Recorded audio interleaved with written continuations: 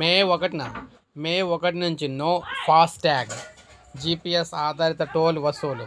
దేశంలో హైవేలపై టోల్ ఫీజుల వసూల్లో సమూల మార్పులు ప్రభుత్వం తీసుకురానుంది. మే 1వ తేదీ నుంచి ప్రస్తుతం టోల్ వసూలుకు వినియోగిస్తున్న ఫాస్టాగ్ను పూర్తిగా నిలిపివేయాలని భావిస్తుంది. దీని స్థానంలో జీపీఎస్ ఆధారిత టోల్ వసూలు యంత్రాంగం అమల్లోకి అయితే వస్తుంది. సామర్థ్యాన్ని పెంచడం, రద్దీని తగ్గించడం కోసం ఈ విధానాన్ని ప్రవేశపెడుతూ ఉన్నారు. ప్రస్తుతం ఉన్న ఫాస్టాగ్ విధానం వచ్చిన తరువాత అంతకు ముందున్న మాన్యువల్గా వసూలుతో పోల్చుకుంటే వేచి ఉండే సమయం గణనీయంగా తగ్గింది.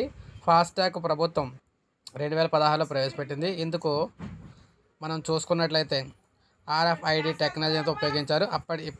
అప్పటి నుంచి ఎలక్ట్రానిక్ విధానంలో టోల్ వసూలు చేస్తున్నారు.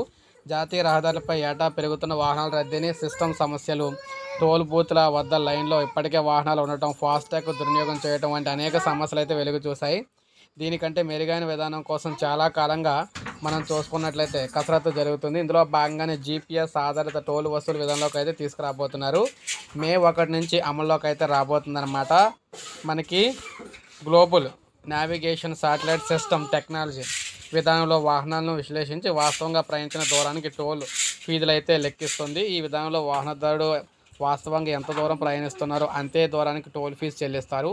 ఫాస్టాగ్ విధానంలో దూరంతో సంబంధం లేకుండా నిర్దేశిత మొత్తాలను వాహనదారులు చెల్లించేవారు. ఈ విధానంలో టోల్ వసూలు పారదర్శకత ఉంటుందని ప్రభుత్వం తెలిపింది. కొత్త విధానంలో వాహనాల్లో ఆన్ బోర్డ్ యూనిట్స్ లను అమర్చుతారన్నమాట. ఇది జాతీయ రహదారిపై వాహనం ప్రయాణించిన దూరాలను ఇక్కడ BSS టెక్నాలజీతో రికార్డ్ చేసింది. దీని ఆధారంగా టోల్ గేట్ సమీపంలోని వాహనం వచ్చిన వెంటనే దూరాన్ని బట్టి టోల్ను వాహనదారుడి బ్యాంక్ అకౌంట్ లేదా డిజిటల్ వ్యాలెట్ నుంచి ఆటోమేటిక్గా చెల్లిస్తుంది. ఈ విధానం అమల్లోకి వచ్చిన తర్వాత ఫిజికల్గా టోల్ ఇక్కడ ప్లాజాలు అవసరమైతే ఉండే పని అయితే కూడా ఉండదన్నమాట. ఎందుకంటే ఆటోమేటిక్గా సెన్సర్లు పెడితే చాలు, ఆటోమేటిక్గా కట్ అయిపోతాయి.